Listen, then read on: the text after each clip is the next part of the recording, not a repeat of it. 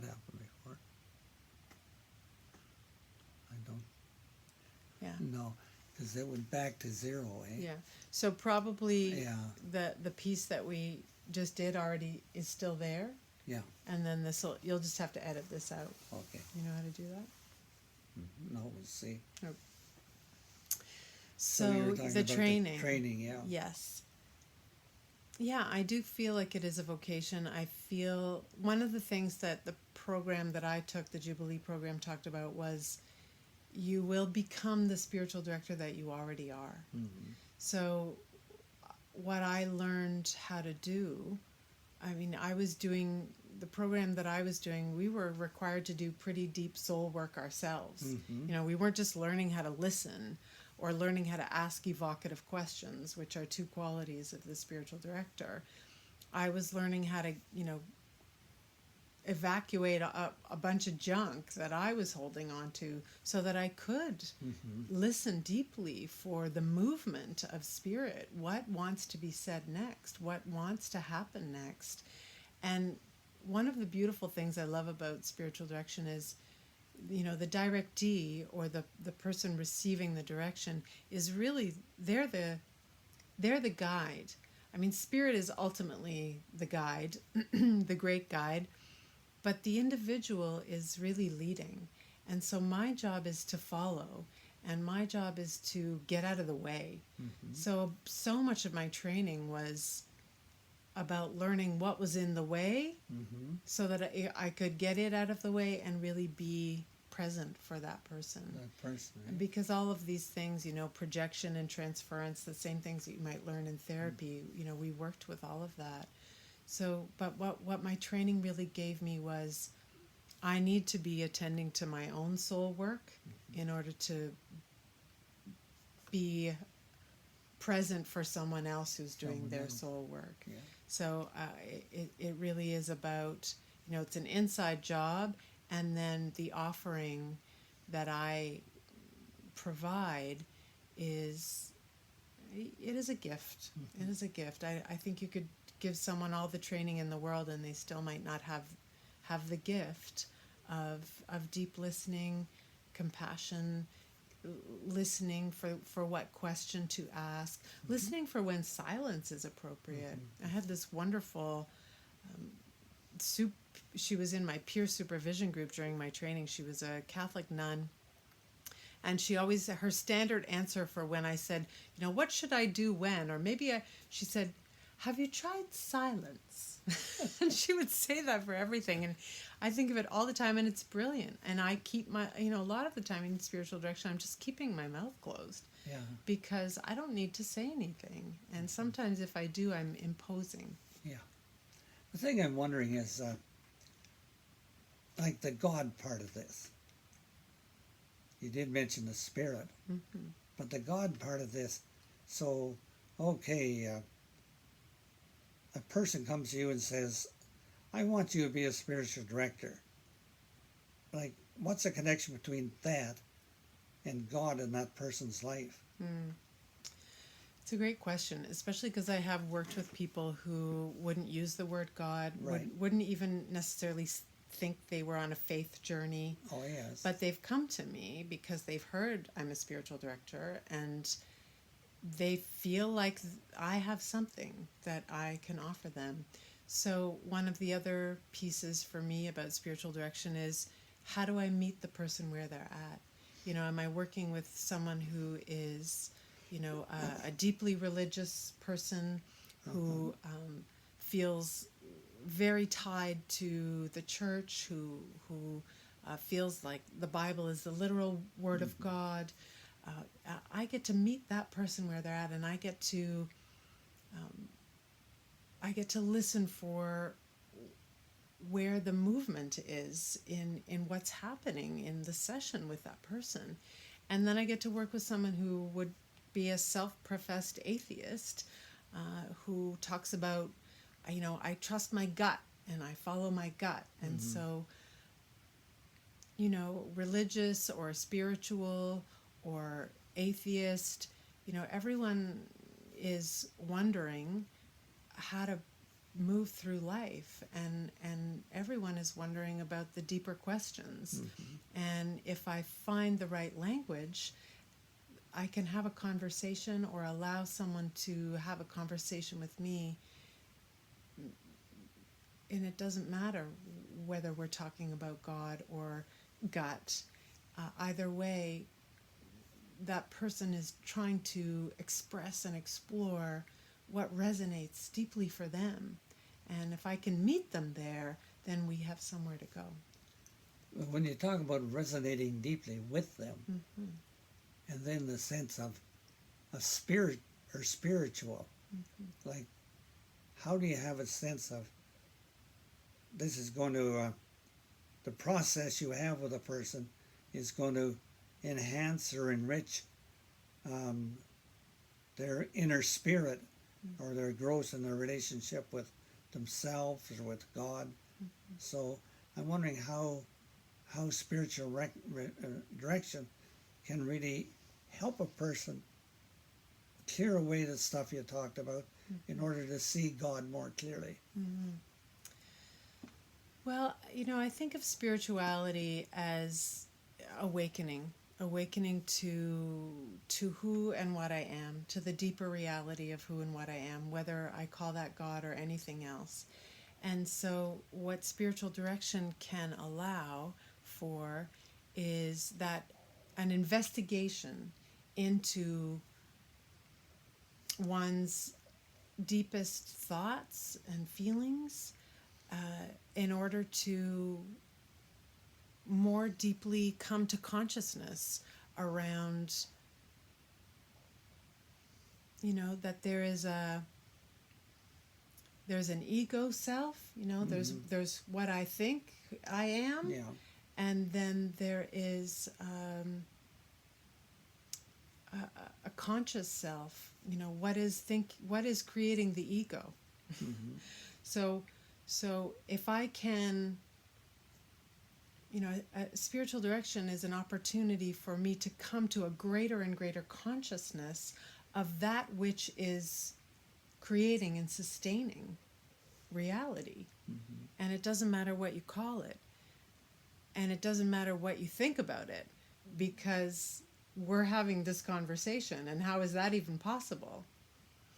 But through spiritual direction, I can start to untangle my attachments, my motivations, what I think, my likes and my dislikes, from the deeper reality of who and what I am, that is creating and sustaining reality as we know it, whatever that mystery is. Well, you used the word attachments, and I notice as a therapist, this is one of the things with a lot of clients that I work on, is their attachments and their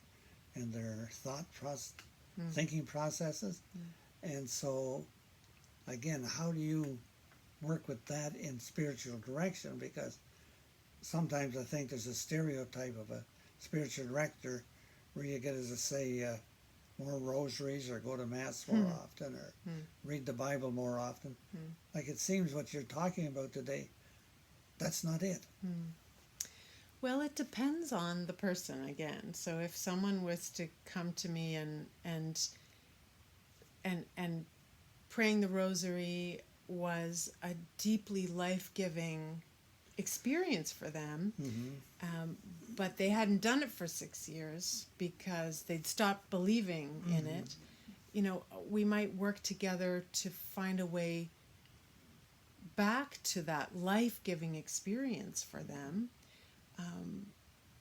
But if someone came to me and said, I really feel like I've lost touch with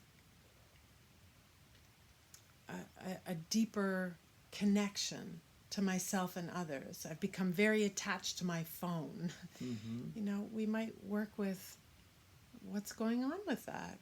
What are the fears and the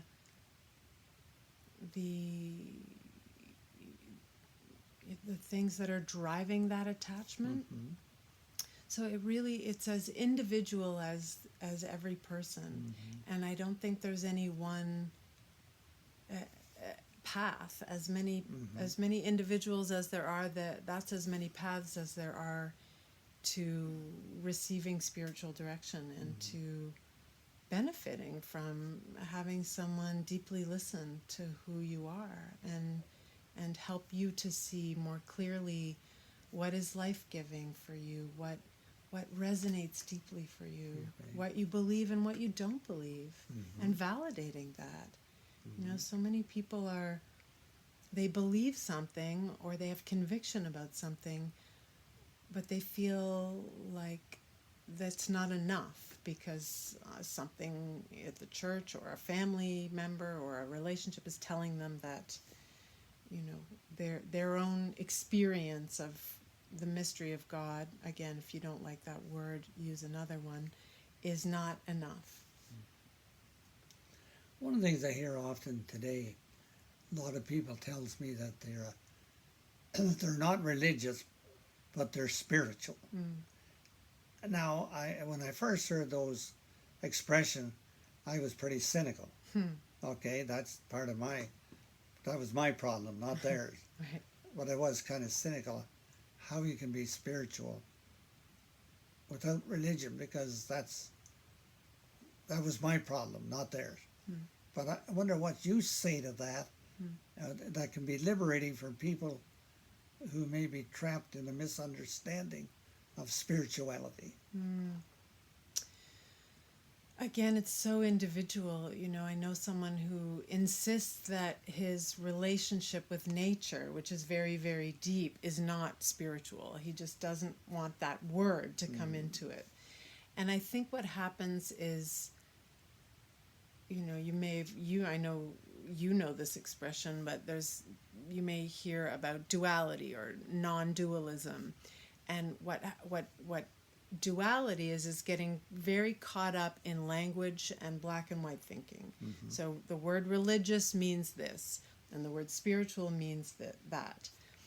And I think the more that we can come to consciousness around the non-dual experience of who and what we are, that there is nothing that is not made up of the same substance. And again, whether you call that God or whether you go into an astrophysics lab and call it energy, it doesn't really matter what we call it. But when we get stuck on the words, you know, I'm not religious, but I'm spiritual, or I don't believe this, but I believe that, I think we miss an opportunity for connection or for communion where we can meet each other. You know, there's that beautiful poem, I never know if it's Rumi or Hafiz, that says, out beyond ideas of right and wrong, there is a field, and I'll meet you there. So I think if you need to say, I'm religious, or I'm spiritual but not religious, or I'm not spiritual. I mean, I knew an atheist who said, I'm a militant atheist, he said. And then he said, but I'm a very spiritual person. And I was really curious about that. Yeah. So again, I think many of us we get caught by language. And we need to be firm about our language because we think, you know, we need to be right and we need to make our point. So the deeper I move along the spiritual journey, the more I'm able to let go of language. It doesn't matter what you call it. But if you're there, then you're there. And if you need a label and you want it to be this or that, use your label.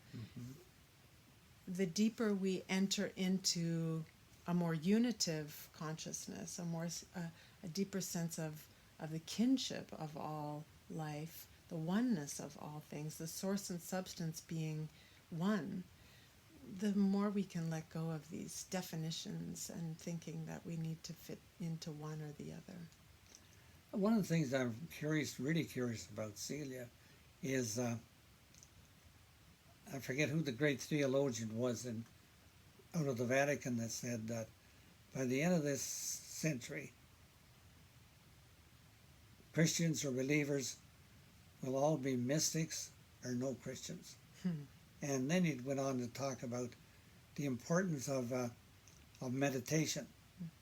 And I wonder, where do you stand on that as far as spiritual practice, because like in your ministry, do you encourage people to have spiritual practices, be it walking in nature or meditation or whatever?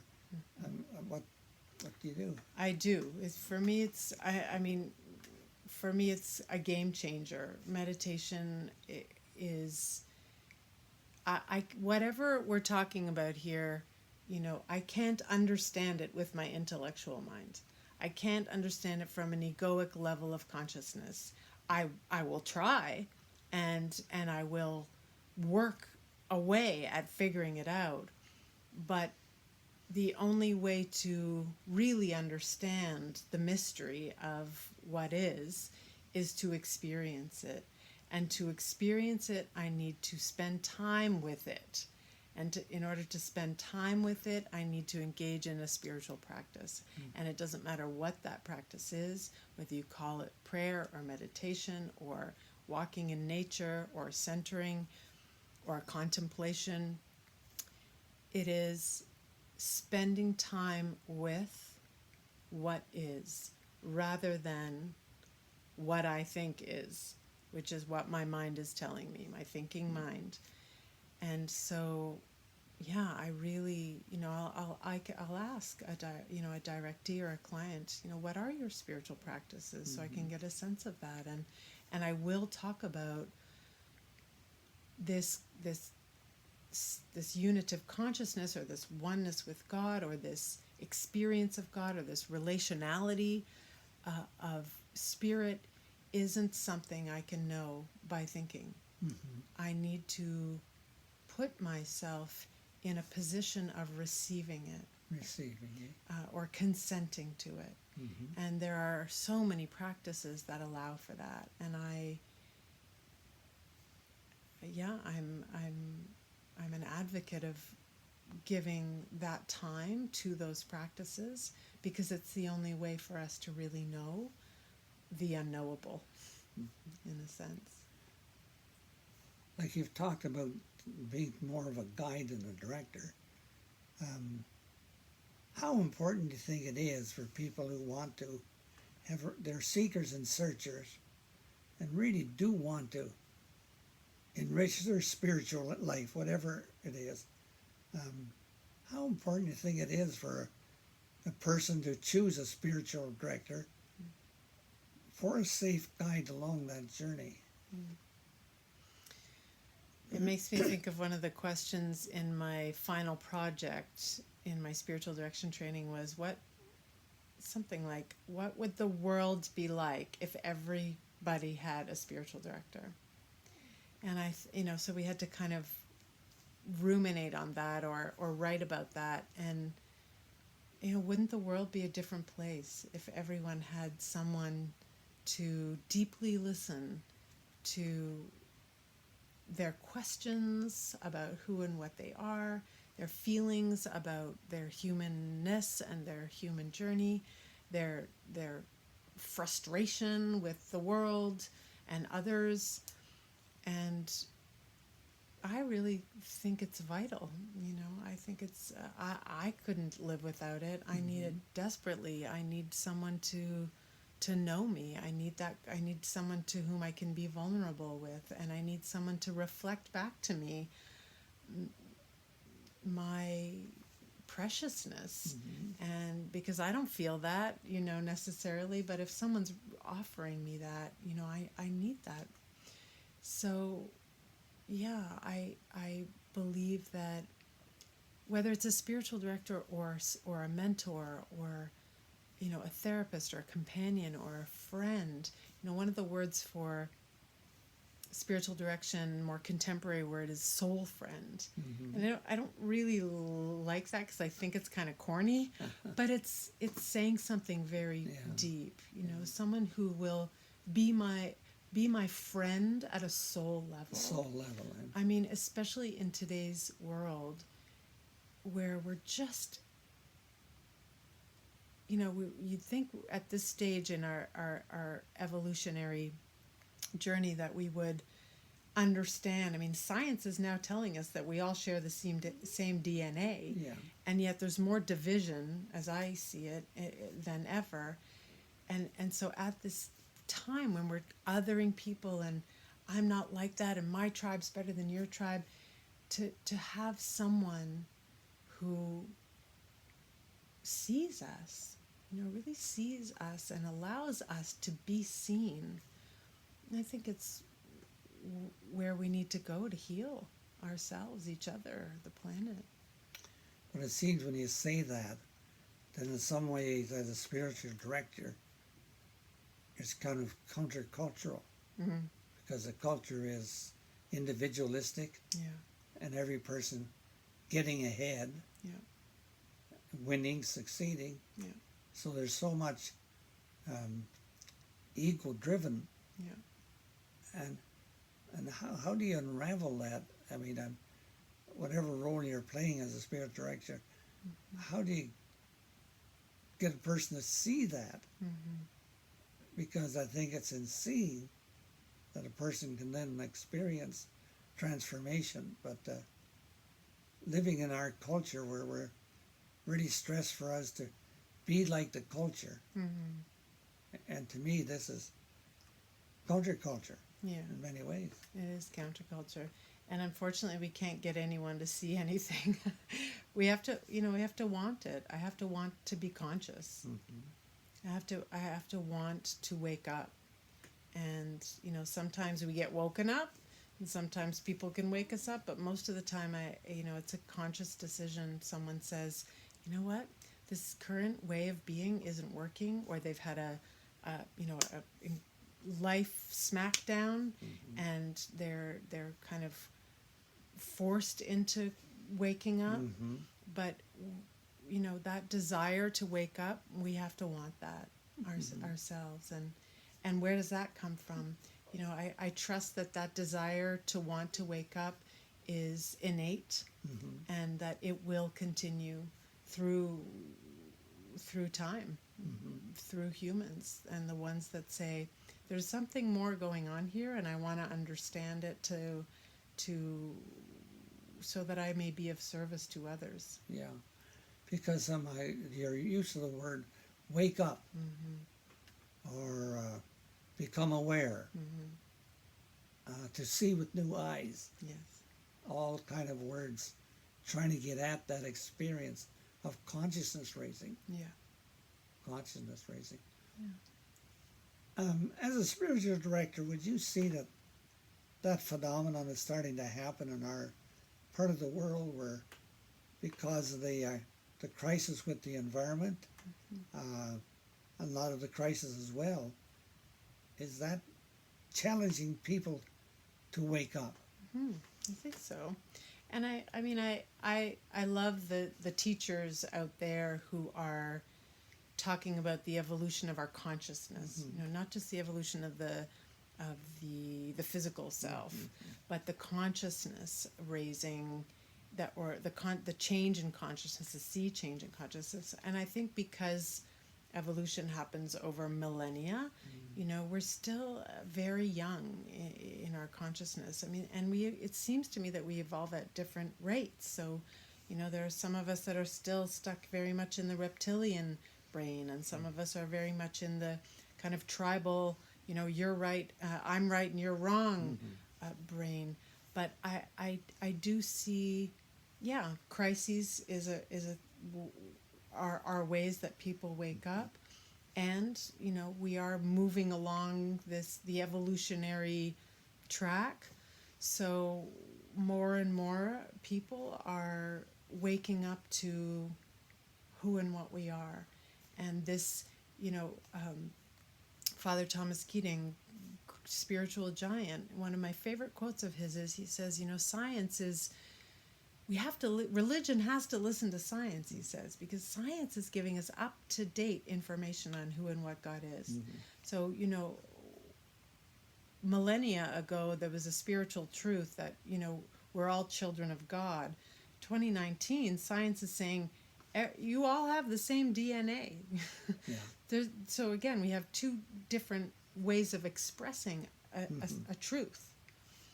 So the more that we come to consciousness around our unity, and the more that things like the planet changing and us having a hand in that wake us up, you know, we're moving towards, we don't know what. Maybe we've already gotten there, Yeah. and this is like the billionth time we're going through it. But I trust that whatever that movement is in us, that's working in us and through us, it will continue to guide us if we're open. You know, it's interesting, my own experience. Say in a year I maybe baptize 25 children. Now, if that's happening with me, that's happening right across Canada. So you got a whole new generation coming into this evolutionary process. And I often wonder to myself, how will they, consciously or unconsciously, move this evolutionary process further along? Yeah. You know, I read a quote the other day that said that, why am I here? And the author said, we come from within the universe and our role is to move evolution along. So the purpose, a purpose in life, which I think is very critical for people, that it's not always what the culture recommends. Yeah. Right. Okay, now look at here, Celia, you're spiritual director. Are you taking more, what do you call them, clients or sinners, or what do you call them? Well, officially they're called directees. Directee. I often say clients because directee, again, it's like I like words, and that's sort of just a strange word. Yeah. I'm always open to a conversation about who you are and what you think and what you feel and your spirituality, your faith or your non-faith. So absolutely. Get in Okay, and I touch. understand if anybody here, having listened to this video, and you feel you'd like to get in touch with Celia in order to begin a discussion and maybe a journey together, then she can be contacted in our website. So Cecilia has her own website, and it's Celia McBride. Celia McBride, all one word, .com. Yep. CeliaMcBride.com, and she will answer your email of curiosity and questioning. So, Celia, I want to thank you for coming on here today. I've learned a lot about spiritual direction. Thank you, Father Leo. Thanks for having me. And Thanks I for really listening. appreciate you doing this for us. I'm grateful. Good. Thank you very much, Celia. You're welcome.